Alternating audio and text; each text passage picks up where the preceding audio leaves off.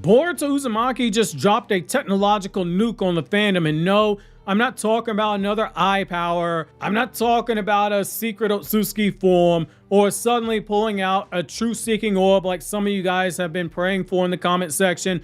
Calm down, this is not Sage's 6 Pass bingo night. I'm talking about that scroll that Boruto handed Sumire containing advanced technology to forge his sword. A blueprint that he didn't invent, but instead one that Sumire would have eventually created herself. Boruto didn't just hand her a weapon design, he handed her a future that she hadn't reached yet. And fans, they're starting to notice something different, because this isn't a sword, it's a chakra coated steel. It's scientific ninja tech merged with a shinobi soul, and it might be a subtle homage to Masashi Kishimoto's other series, Samurai 8.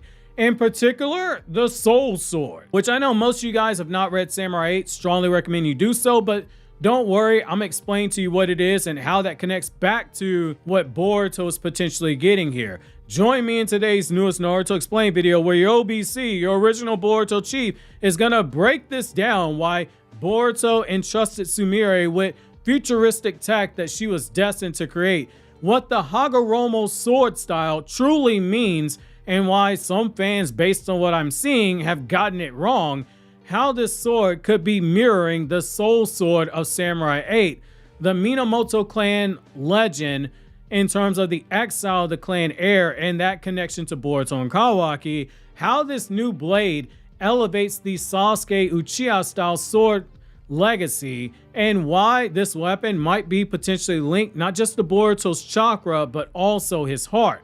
Strap in, because if Boruto just pulled tech beyond Sumire's current genius, then this sword isn't just a weapon, it's also Amado's worst nightmare, because it means Amado didn't come up with something like this.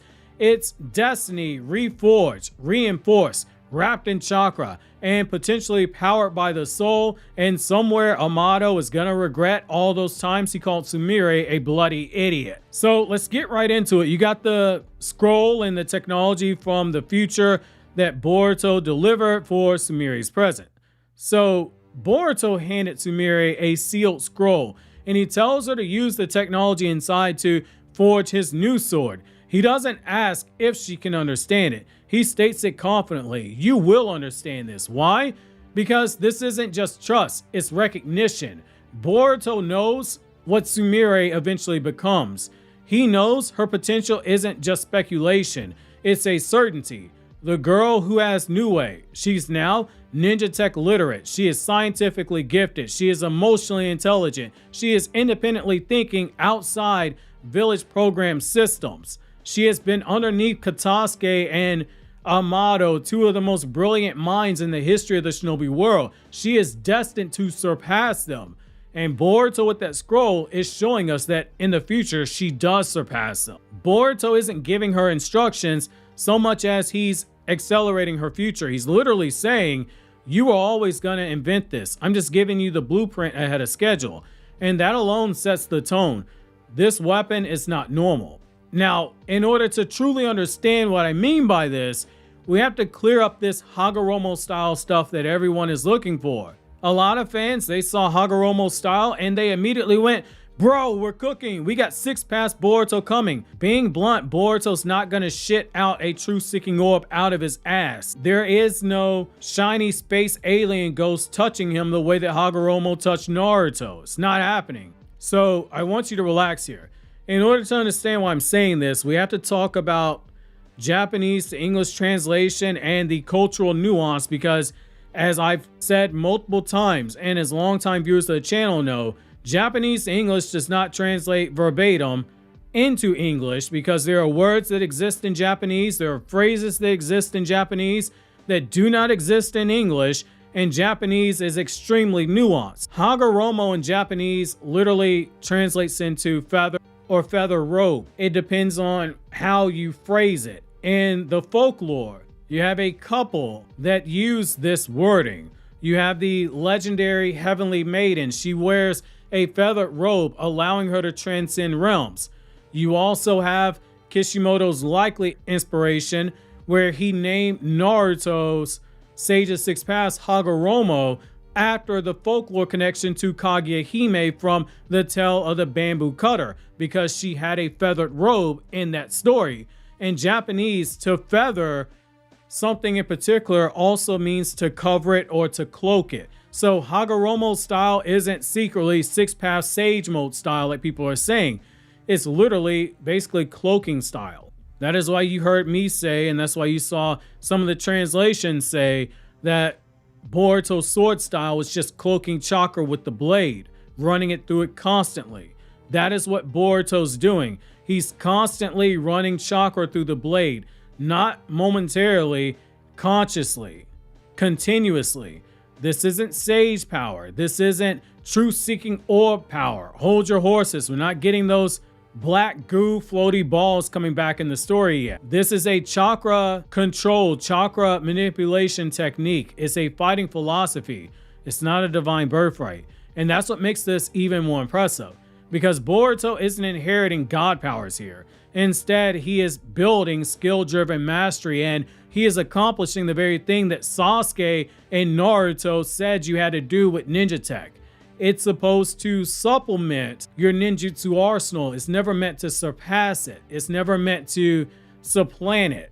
And that is why this sword is so different. That is why Sumire is saying this changes the nature of the sword itself.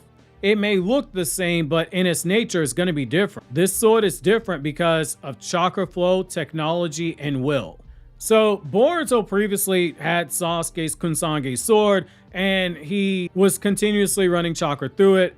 He stopped for a moment, Jura chipped the blade, now he's getting a new one.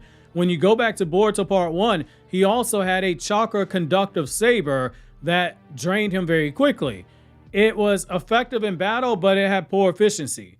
It was unfinished technology, as we were told. This new sword, it is tech enhanced. It is chakra reinforced because of the sword style that Boruto's using. It's built on a method that hides the blade in chakra energy. It takes what Sasuke did with the sword that he used all those times in Naruto, where he's continuously running chakra through it. It's important to note that not every time Sasuke ran chakra through his sword was the lightning release always visible. That's a massive step for Boruto when you add in this another layer. Sumire is the one forging the new sword. Her tech background is tied to everything that we have. There's a spirituality connection. There's a chakra biology connection here. We're going into hybrid territory now. Scientific ninja tech, chakra transmission and control. This is not just a blade. This is a metaphysical weapon that is disguised as weapon. And if that sounds familiar, this is where you buckle up, because we're going into what you got with Samurai 8. So there are Samurai 8 parallels here. It's basically the soul sword blueprint being used. In Samurai 8, the soul sword of Takasuna wasn't limited by physical metal. Just like Boruto's sword is not limited by physical metal.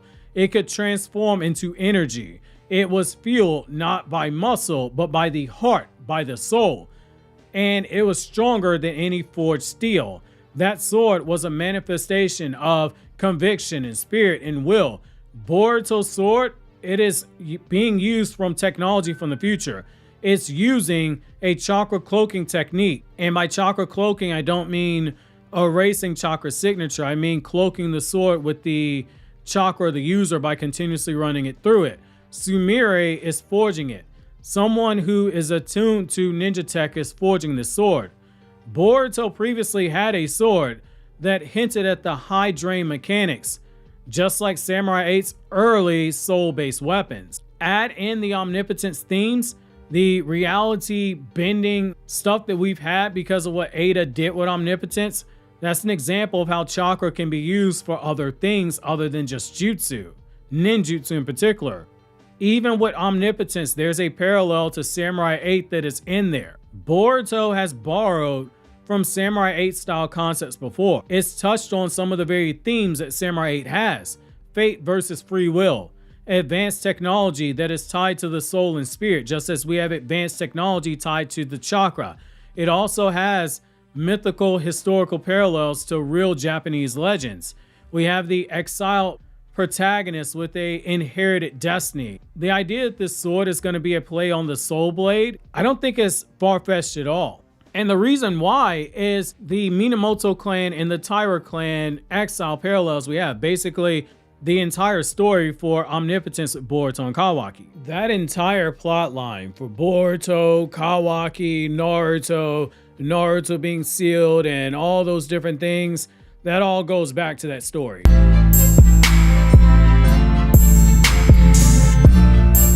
So let's tie this together with the lore connections that longtime viewers of the channel are aware of, but if you're new here, you don't know this. Boruto versus Kawaki mirrors a real classical Japanese tale. The Minamoto clan heir was exiled. The Tiger clan ended up ruling in his absence. You had an exiled prince who returned to reclaim his birthright and restore order. Boruto is the Minamoto clan heir. Kawaki is the Tiger clan that pushed him into exile. And here's the kicker. The soul sword from Samurai 8 also belonged to Takasuna. He was named after Sasaki Takasuna, a real samurai who served the Minamoto clan. A Minamoto clan aligned warrior with a sword that was famed for slaying a demon. It was called Demon Cutter. It was called Bloodsucker. It is a symbolic blade in that it destroys overwhelming evil, hence the name. It is empowered by loyalty to the rightful heir. It was coated in blood, hence it was called Bloodsucker. Boruto is the exiled rightful heir. The sword tech that is tied to the future destiny because it's coming from future technology. This could be a reference to a legendary sword wielded in service to the true clan heir. This isn't coincidence. It's quite literally literary framing. But if you know anything about Samurai 8, you know that there is a drawback to this particular sword that I'm talking about. So this brings me to the Heart Link. This is a sword that might go beyond chakra reserves.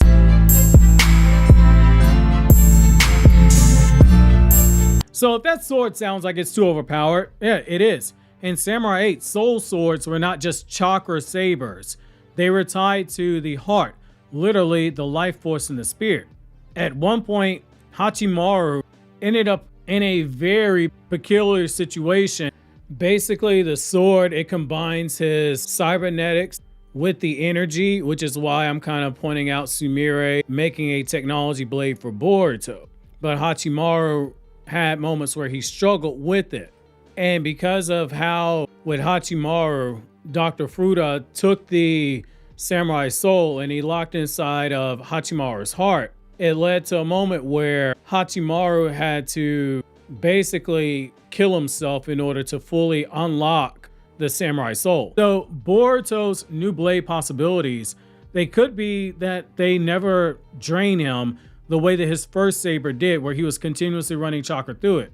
It might be something that taps into chakra far more efficiently. It could be something linked to his will, also potentially linked to his heart, not just stamina alone. That Sumire technology could be biotech because she's been training directly under Amado. And when I say training, I don't mean learning ninjutsu. I mean, she's been learning about Amado's technology. This could be something to deal with chakra and that biotech. And the Samurai 8 precedent is there. A heart engine plus a soul conduit weapon. You could apply all those things to this sword to get something new. It might not be fueled just by chakra alone. It could be fueled by potentially Momoshiki's soul.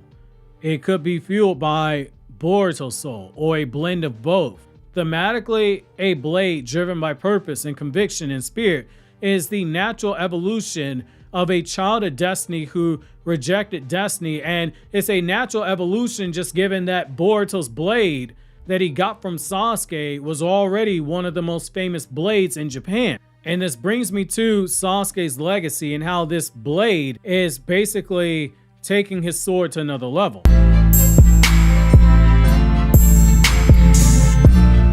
So obviously Sasuke's sword, he infused chakra into it. It inspired everything we see Boruto doing currently. He proved that a blade wasn't just a tool, it was a chakra amplifier. It was a weapon that could extend reach. It could enhance cutting power. It could paralyze targets. It channeled lightning changing chakra nature into the steel. Boruto learned under that man. Boruto's used that fighting style. A continuous flow, not just activation bursts. Cloaking the sword, not coating it temporarily, continuously running chakra through it.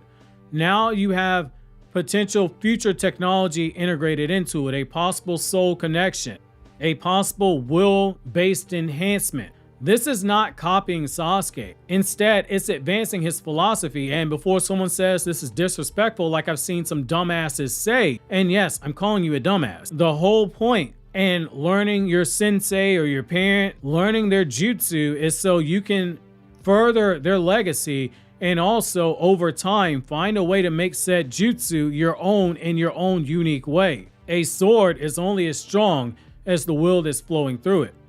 Boruto isn't just inheriting Sasuke's technique, he's also elevating it. He is combining ninja tech with ninjutsu skill, the very thing that Sasuke and Naruto are pushing him to do. And this brings me to why Sumire, she matters in the birth of this weapon. This choice wasn't random. Boruto could have gone to the scientific ninja tool division. This means he could have gone to Katasuke. He could have used Amado's tech. He could have potentially used any of the old car vault technology because there are bases out there. There might be some technology left behind, assuming code didn't destroy everything.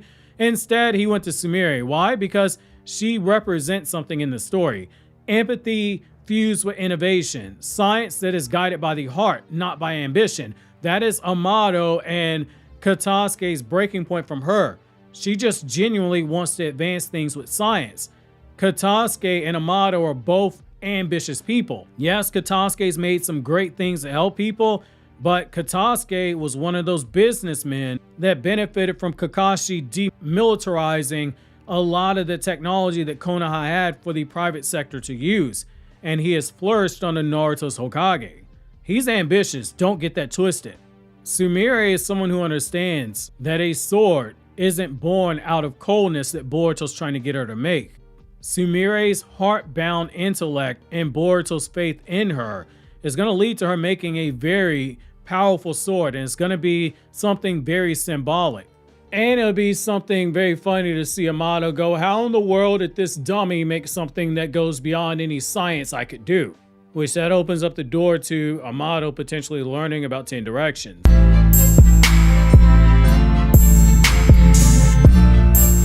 This is basically protagonist coding in full effect. Now, in terms of what this sword could be when it's finished, based on the narrative setup, the mythological parallels, the tech themes, the samurai nods, this could be a sword that evolves into a chakra-infused, always coated blade that is tied to the heart.